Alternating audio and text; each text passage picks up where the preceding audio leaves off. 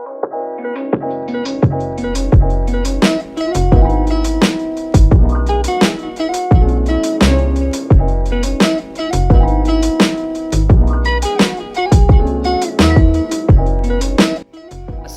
warahmatullahi wabarakatuh. Saya Andrika Yuliawan Wibowo, NIM 1805151073 dari kelompok 8 ingin mempresentasikan hasil diskusi kami tentang resiko pasar. Resiko pasar adalah resiko pada laporan posisi keuangan dan rekening administratif akibat perubahan harga pasar. Antara lain, resiko ini berupa perubahan secara keseluruhan dan kondisi pasar, termasuk resiko perubahan harga opsi, yaitu resiko pasar ini terjadi adanya penurunan harga di pasar atau kenaikan harga yang di pasar atau permintaan atau penawaran dengan kondisi pasar tersebut. Nah, resiko pasar itu dibagi menjadi dua, ada resiko spesifik dan ada resiko pasar umum. Yang pertama, resiko spesifik. Resiko spesifik adalah resiko yang timbul akibat pergerakan atas surat berharga individual yang disebabkan oleh faktor-faktor yang terkait dengan surat berharga atau penerbitnya. Sedangkan resiko pasar umum adalah resiko yang timbul akibat pergerakan harga pasar yang berpengaruh terhadap beberapa instrumen keuangan. Resiko spesifik itu diakibatkan adanya faktor-faktor resiko kredit penerbit, dan resiko pasar umum diakibatkan perubahan variabel pasar. Resiko pasar umum itu dibagi menjadi 4. Yang pertama ada resiko suku bunga, yang kedua ada resiko nilai tukar, yang ketiga ada resiko ekuitas, dan yang keempat ada resiko komoditas. Resiko yang pertama yaitu resiko suku bunga. Resiko ini diakibatkan perubahan harga instrumen keuangan dari posisi trading book atau perubahan nilai ekonomis dari posisi banking book yang disebabkan oleh perubahan suku bunga.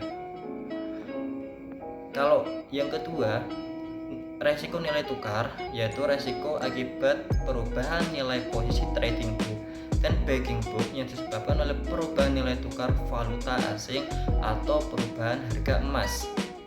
Yang ketiga, ada resiko komoditas, yaitu resiko yang akibatnya adanya perubahan harga instrumen keuangan dari posisi trading book banking yang disebabkan perubahan harga komoditas.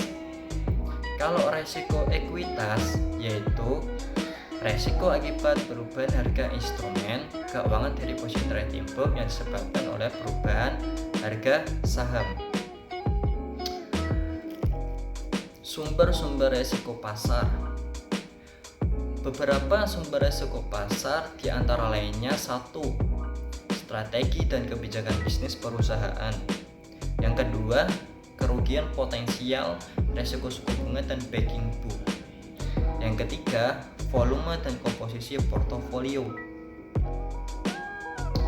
Strategi kebijakan bisnis perusahaan yaitu adanya strategi trading. Strategi trading itu untuk apa? Untuk mempengaruhi di resiko pasar. Yang pertama ada karakteristik trading perusahaan.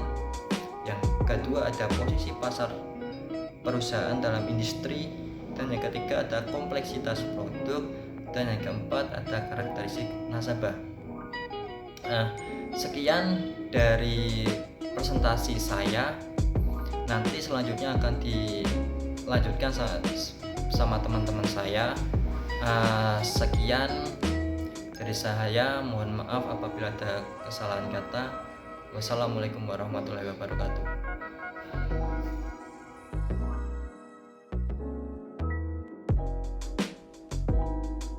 Saya Bagas Mendra Indriawan, NIM 1805510074. Sumber resiko pasar. Beberapa sumber resiko pasar. Yang pertama, strategi dan kebijakan bisnis perusahaan. Yang kedua, kerugian potensial resiko suku bunga dalam banking book. Yang ketiga, volume dan komposisi portofolio. Strategi dan kebijakan bisnis perusahaan. Strategi trading. Beberapa faktor yang mempengaruhi strategi trading yaitu karakteristik trading perusahaan, posisi pasar perusahaan dalam industri, kompleksitas produk, karakteristik nasabah. Strategi bisnis terkait suku bunga pada banking book. Beberapa indikator yang digunakan yaitu karakteristik aktivitas bisnis yang berdampak pada risiko suku bunga pada banking book dan karakteristik nasabah utama, posisi pasar dalam industri, dan karakteristik nasabah. Kerugian potensial risiko suku bunga dalam banking book. Dua parameter yang digunakan yaitu exposure interest rate in banking book atau yang biasa disingkat IRRBB berdasarkan GAAP report atau perspektif pendapatan dan perspektif nilai ekonomis. Yang kedua ada unrealized loss surat berharga dibandingkan dengan modal. Volume dan komposisi portofolio. Parameter yang digunakan aset trading, derivatif, dan fair value option dengan total aset. Yang kedua, kewajiban trading, derivatif, dan fair value option dengan total kewajiban. Yang ketiga, total struktur produk dengan total aset. Yang keempat, potensi keuntungan atau kerugian dari aset trading, derivatif, dan fair value option dengan pendapatan operasional. Yang kelima ada total derivatif dengan total aset. Yang keenam, posisi devisa neto dengan total modal. Yang ketujuh, ekuitas kategori available for sale dengan total modal. Dan yang terakhir, aset keuangan sisa jatuh tempo di atas 1 tahun dengan kewajiban keuangan sisa jatuh tempo di atas 1 tahun.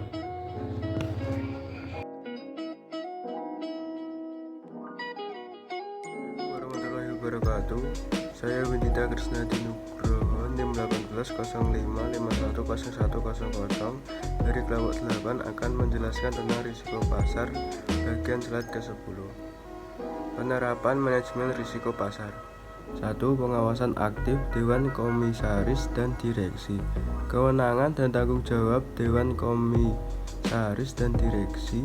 Kebijakan dan prosedur mengenai manajemen risiko mencakup aktivitas harian, jangka menengah, jangka panjang. Kebijakan dan prosedur manajemen risiko untuk posisi banking book. Sumber daya manusia. Kualitas manusia pelaksana terkait risiko pasar harus memahami filosofi pengambilan risiko dan faktor-faktor yang mempengaruhi risiko pasar. Organisasi manajemen risiko pasar. Dalam rangka melengkapi komite manajemen risiko terkait pengelolaan risiko pasar, perusahaan dapat memiliki komite manajemen aset dan kewajiban atau aset and liabilities management committee. Kedua, kebijakan, prosedur, dan penetapan limit. Beberapa hal yang perlu ditambahkan yaitu 1. Strategi manajemen risiko, 2. Tingkat risiko yang akan diambil dan toleransi risiko, 3. Kebijakan dan prosedur, serta 4. Limit.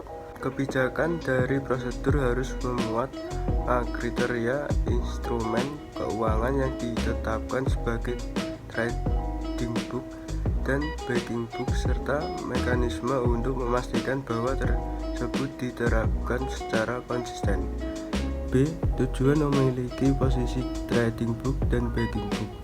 C. Kebijakan pengelolaan portofolio trading book dan banking book. Selanjutnya adalah D.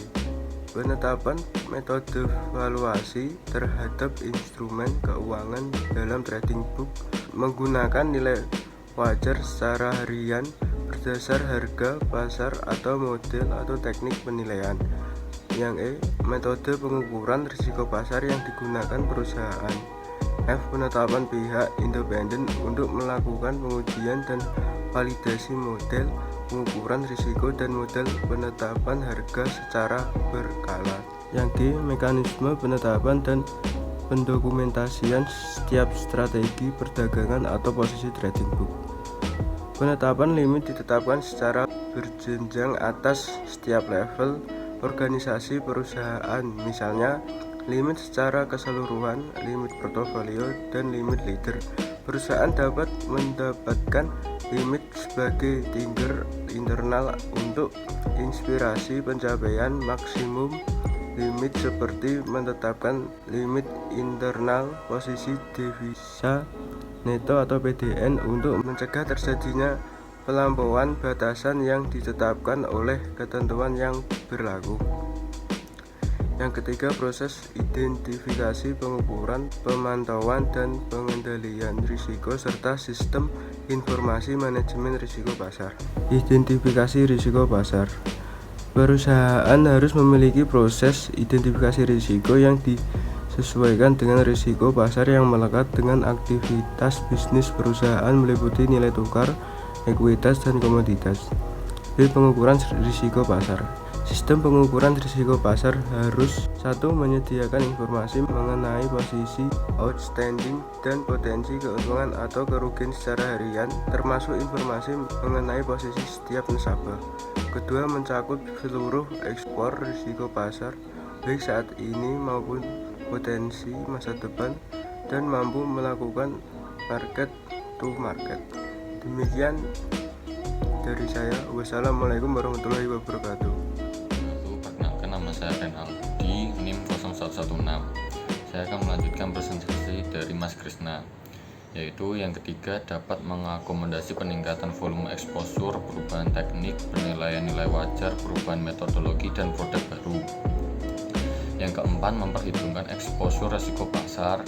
Kelima, memiliki asumsi dan parameter yang terdokumentasi dan dievaluasi secara berkala. Keenam, didukung oleh sistem pengumpulan data yang memadai. Ketujuh, dilengkapi dengan analisis skenario dan stress testing. Kedelapan, terintegrasi dengan proses manajemen risiko secara rutin, baik dari aspek pengambilan keputusan, struktur governance, maupun proses alokasi modal internal.